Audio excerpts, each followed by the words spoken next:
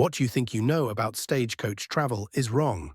Cinema has taught generations to see it as romantic.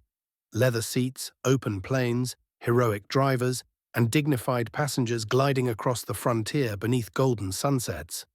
In reality, a journey by stagecoach in the 18th and 19th centuries was closer to an endurance trial than an adventure. It was loud, filthy, dangerous, humiliating, and often terrifying. Diaries, travel journals, and company reports from the time describe not a picturesque ride across open country, but days and weeks of physical misery inside a moving wooden box that shook the body to its limits. For thousands of travelers in Britain, Europe, and North America, the stagecoach was not a choice made for pleasure. It was a necessity. It was the only way to cross great distances with any speed before the expansion of railways.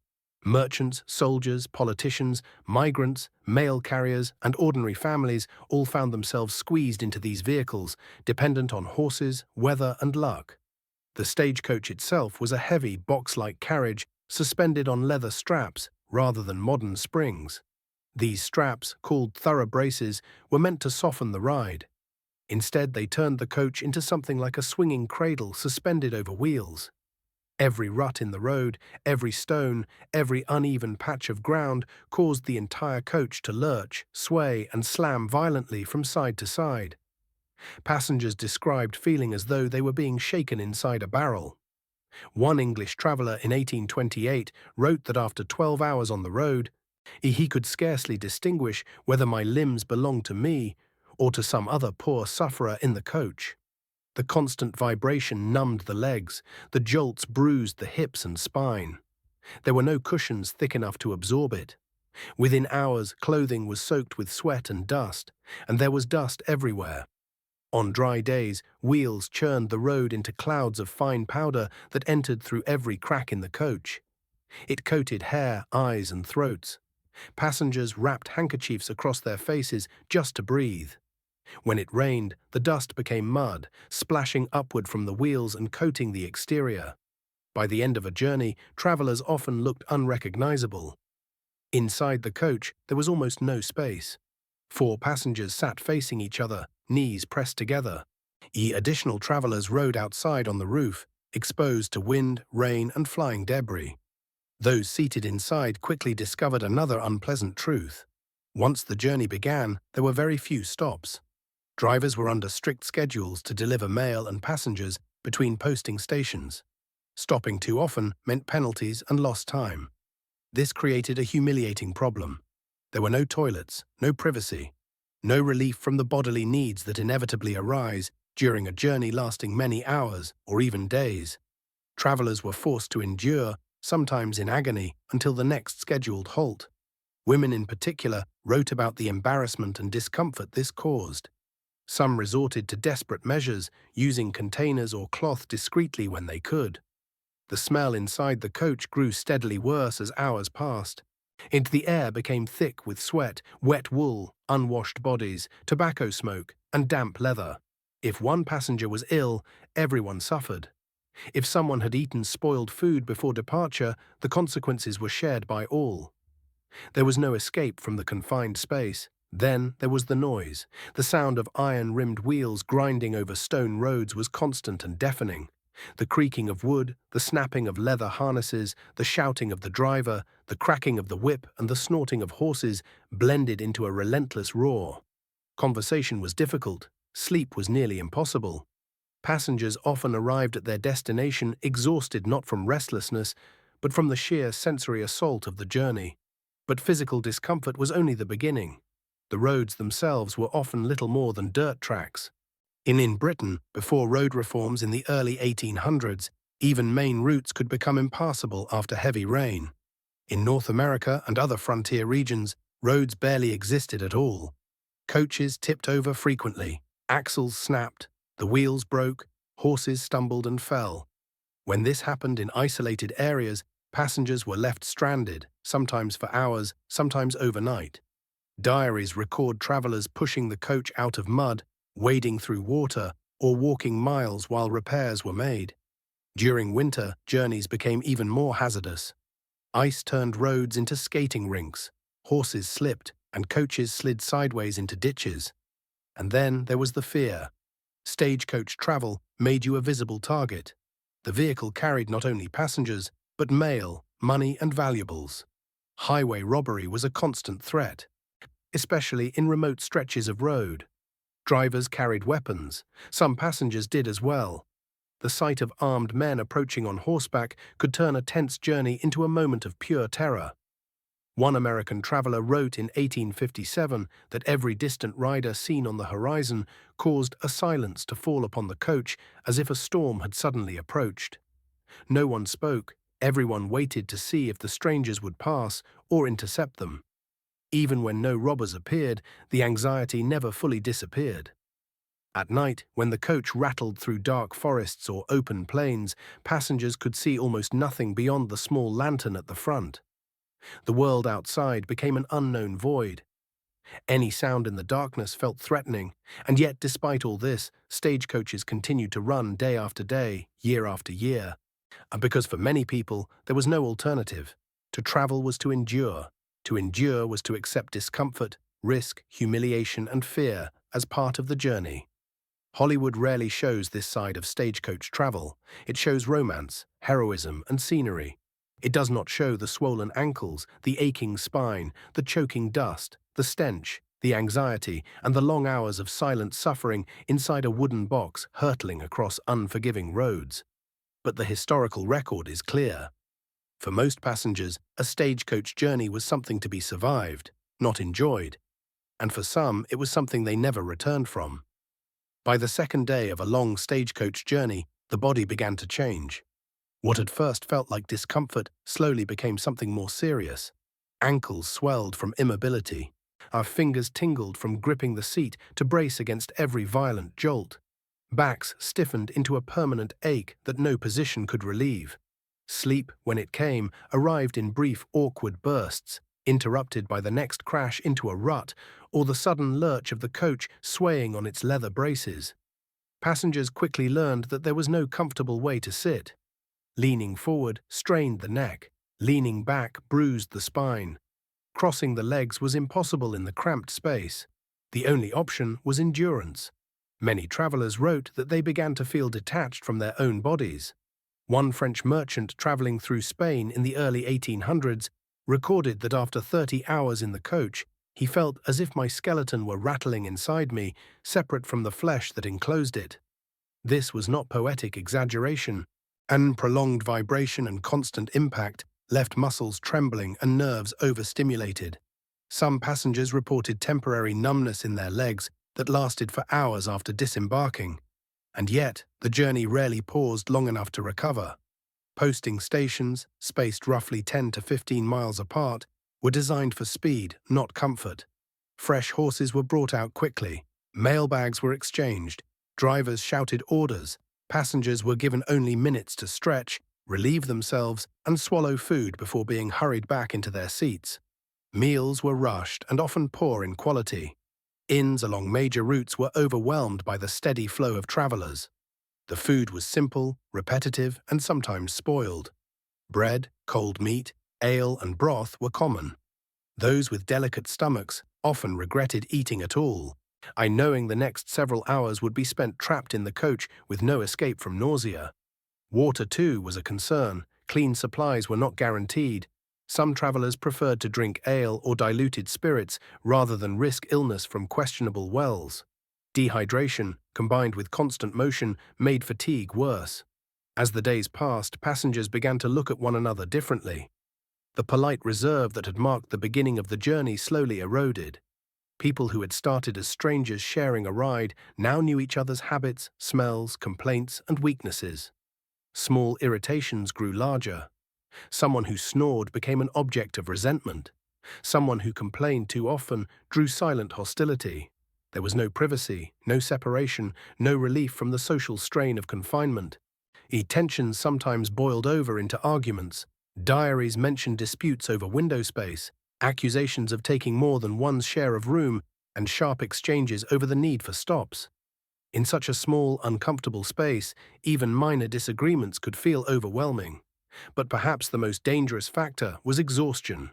Drivers, too, were pushed to their limits. Their responsibility was immense. control a heavy vehicle, manage a team of horses, maintain schedule, watch for hazards, and remain alert to threats. Many drove for hours in all weather, day and night. Fatigue dulled reaction times. Mistakes became more likely. Accidents were not rare events. They were expected possibilities. If a wheel struck a large stone at speed, the entire coach could tilt violently. If a horse stumbled, the coach might tip into a ditch. And if rain slipped in wet weather, control could be lost in seconds. Passengers often rode with a constant, unspoken awareness that a single moment of misfortune could overturn the vehicle. And when coaches overturned, the consequences were serious. Unlike modern vehicles, stagecoaches had no safety features, no restraints, no reinforced frames. A rolling coach could throw passengers against each other, against wooden walls, or out through the door. Broken bones were common, head injuries were frequent. In remote areas, medical help could be hours or days away. One English newspaper report from 1816 described a coach accident in which passengers were scattered upon the road like discarded parcels, several of them unable to stand after the impact. Another account from the American frontier recorded passengers walking for miles after their coach was destroyed, carrying injured companions on makeshift stretchers. The weather made everything worse. Rain turned roads into deep channels of mud, where wheels sank and horses strained forward with visible exhaustion. Snow buried the path entirely, forcing drivers to guess the route by memory and instinct. In extreme heat, horses overheated and collapsed. In the freezing cold, passengers inside the coach shivered uncontrollably, their breath visible in the dim light. There was no climate control, no insulation beyond thin wooden panels. Passengers layered clothing and blankets, but neither could protect them fully from the elements.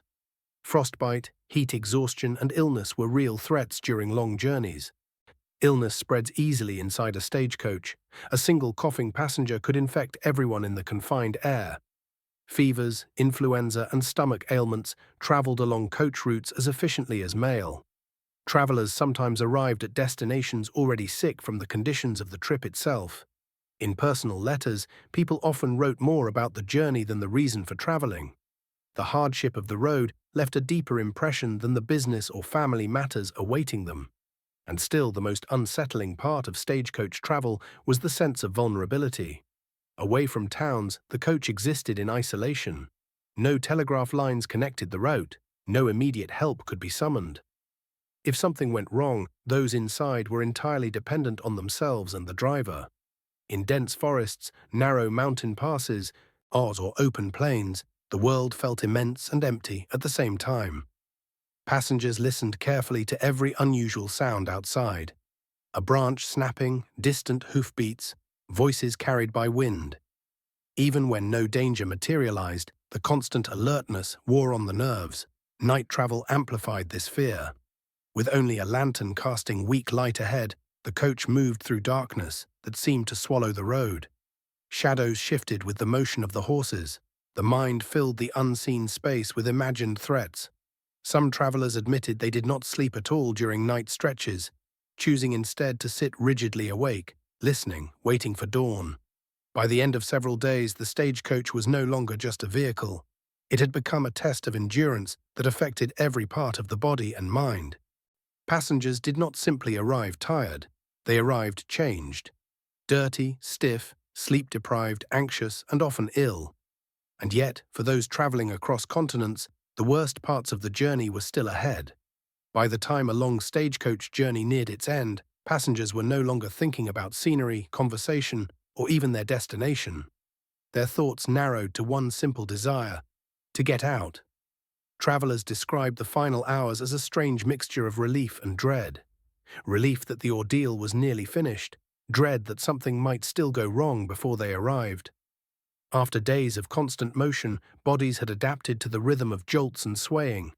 When the coach slowed near towns, the sudden change in movement felt disorienting, almost unreal. Stepping down from the coach was not graceful. Our legs often failed to respond properly after so many hours of confinement. People staggered, stumbled, or needed assistance simply to stand. Muscles that had been clenched for days struggled to relax. Some passengers reported a lingering sensation that the ground itself was still moving beneath them. and the appearance of travelers told its own story. Faces were grey with dust, hair was stiff with sweat and dirt, clothing was wrinkled, stained, and foul-smelling. Hands were blistered from gripping seats or rails. Eyes were red from wind, dust, and lack of sleep. The romantic image of dignified travelers arriving fresh from a scenic ride could not have been further from reality. In many towns, inns near coach stops were accustomed to this sight. They expected guests to arrive looking exhausted and disheveled. Hot water, if available, was valued more than food. Travelers often bathed before eating, desperate to wash away the evidence of the road. But the journey's effects did not end when the ride did. Many people carried physical consequences for days afterward. Sore joints, headaches, digestive problems, and general fatigue were common. Some developed fevers from exposure to cold nights or wet clothing. Others suffered bruises that only became visible once they removed their layers of travel-worn garments. More troubling, however, were the stories of those who never completed their journey at all. Stagecoach routes were marked by incidents that rarely appeared in romantic retellings. Records from Britain, continental Europe, and North America show a steady pattern of fatalities. Passengers thrown from overturned coaches, drivers crushed beneath wheels, travelers freezing during winter breakdowns, and victims of robbery left injured on remote roads. In mountainous regions, coaches sometimes misjudged narrow passes and slid into ravines. In flood-prone areas, swollen rivers swept away vehicles attempting crossings. Newspaper archives from the 18th and 19th centuries contain regular reports of such tragedies, written in brief, factual language that hides the human suffering behind the events. For families waiting at destinations, uncertainty was part of the experience. A delayed coach did not simply mean inconvenience, it could mean disaster. Without modern communication, there was no way to know what had happened until survivors or news eventually arrived.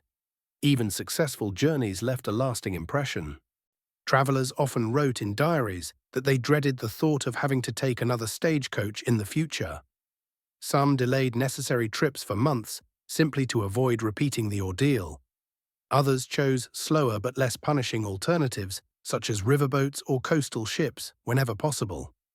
This is why the arrival of the railway in the 19th century was greeted with such enthusiasm. It was not merely faster, it was cleaner, more stable, more predictable, and far less punishing on the human body. People who had endured years of stagecoach travel immediately recognized the difference. Letters from early rail passengers often expressed disbelief at how smooth and quiet the journey felt by comparison. The railway did not replace a romantic form of travel. It replaced something many people were relieved to leave behind. Looking back at personal accounts, it becomes clear that stagecoach travel was remembered not for its views or sense of adventure, but for its hardship.